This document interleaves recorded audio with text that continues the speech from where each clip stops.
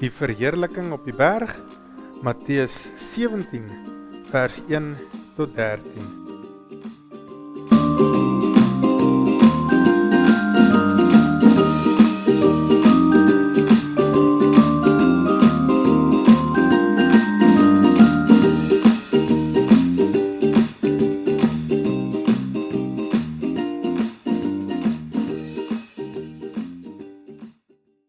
Hoe voel dit vir jou wanneer pappa of mamma sê, hulle is trots op jou?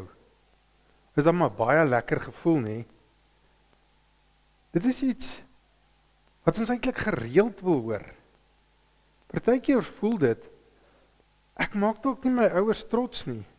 Of soms wonder ek of hulle op my trots is. Ons het dit altyd baie nodig. Maar soms gebeur dit, dat ons voel, ons kry dit nie reg om ons ouers trots te maak nie. Daarom is vandag se storie baie belangrik.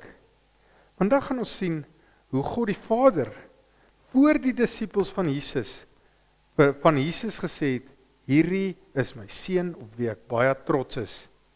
En dan kry sy disippels 'n opdrag as gevolg daarvan. 'n Opdrag wat ons ook vandag kry. Voor ons begin, kom ons bid saam. Ons Vader, baie dankie dat ons die kinders kan wees. Dankie dat ons na die woord kan luister.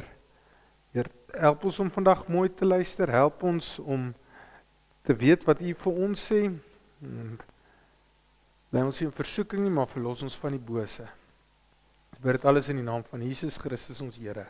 Amen. Vandag se gedeelte kom uit Matteus. Kom ons sê die boeke saam. Matteus, Markus, Lukas en Johannes. Kom ons lees nou saam die verheerliking op die berg, Matteus 17, vers 1 tot 13. 6 dae later het Jesus vir Petrus en Jakobus en sy broer Johannes saamgeneem en hulle op 'n hoë berg gebring waar hulle alleen was. Daar het sy voorkoms soos voor hulle oë verander. Sy gesig het begin straal soos die son en sy klere het wit geword soos die lig.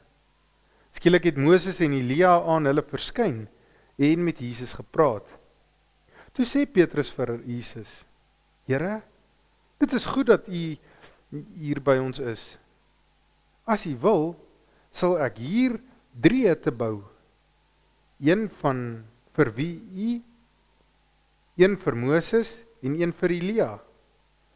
Terwyl hy nog praat, het 'n helder ligte wolk skielik sy skaduwee oor hulle gegooi en 'n stem uit die wolke het gesê, dit is my geliefde seun, oor wie ek my verheug, luister na hom.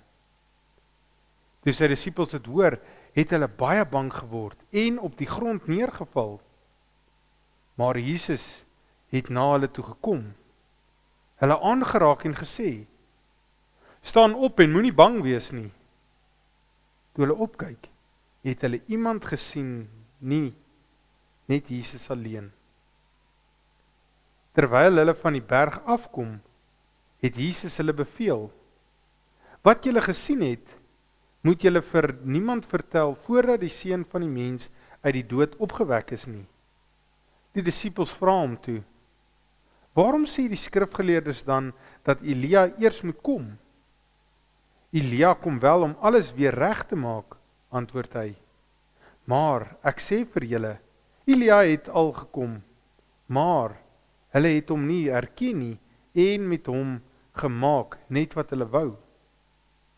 So sal ook die seun van die mens deur hulle mishandel word. Toe het die disippels verstaan dat hy met hulle van Johannes die Doper gepraat het. Ons memoriseervers is 1 Johannes 5 vers 1. Elkeen wat glo dat Jesus die Christus is 'n kind van God. En elkeen wat vir die Vader liefhet, het ook ander lief wat kinders van die Vader is. Kom ons sê dit saam. 1 Johannes 5 vers 1. Elkeen wat glo dat Jesus die Christus is 'n kind van God. En elkeen wat vir die Vader liefhet, het ook die ander lief wat kinders van die Vader is. Wat leer ons uit vandag se gedeelte? Onthou julle toe Jesus verander het? Dit was God wat hom so laat verander het. Amper soos Moses verander het toe hy in die teenwoordigheid van God was. Die Here het hom voor sy disippels laat verander en vir hulle gesê, hierdie is my seun en julle moet na hom luister. Moses was daar om te wys dat al die wette na Jesus toe gewys het. Elia was daar om te wys dat die profete in die Ou Testament ook almal na Jesus toe gewys het. Daarom, wanneer ons in Jesus glo, wanneer ons glo hy is die seun van God, dan maak ons God trots. Dink net hoe maklik luister ons na die polisie, omdat hulle mag het. Of hoe maklik luister ons na dokters, omdat hulle baie weet. Hoeveel te meer sal ons nie na Jesus luister, wanneer ons glo, hy is die seun wat alle mag het, en wat alle kennis het nie. Wanneer ons Jesus gehoorsaam, omdat ons in hom glo, dan maak ons God trots. Dit is tog meer trots, as wat ons enige ander plek kan kry. So baie keer voel ons dalk, maar ons maak mense nie trots nie. Die enigste persoon op wie ons eintlik moet bekommerd wees, wie ons moet trots maak, is God. Nou al wat ons hoef te doen is ons moet in Jesus glo en deur aan hom te glo, om te gehoorsaam.